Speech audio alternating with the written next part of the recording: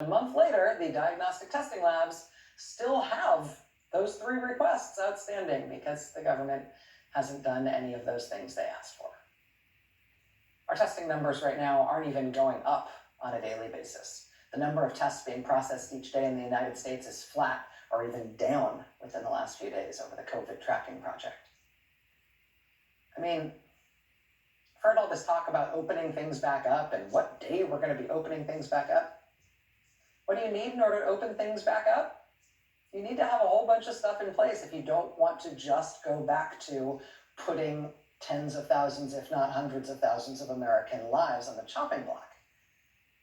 I mean, there's no way we can even start to think about opening things back up unless we've got a few things in place, right? You need to have robust nationwide testing in place.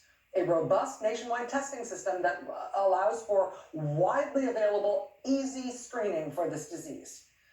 You've got to have contact tracing for people who do turn up to be positive, to figure out who else they've come in contact with, who also needs to be tested, who also needs to have their contacts traced, who also potentially needs to be isolated. You need intense epidemiological surveillance systems in place if you are going to reopen and you know this virus is still circulating among us. We have none of that.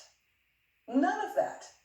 You can't talk about opening things up just because you want things open. You have to have the things in place that will allow you to open things back up without killing thousands of Americans. We have nowhere near any of those things in place. And this is the crucial point. It's not getting better. It's actually getting worse over time because the federal government over time is not improving their response.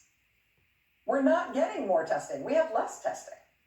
We're not solving the medical supply chain problem on the national level. The federal government is stealing stuff from the states.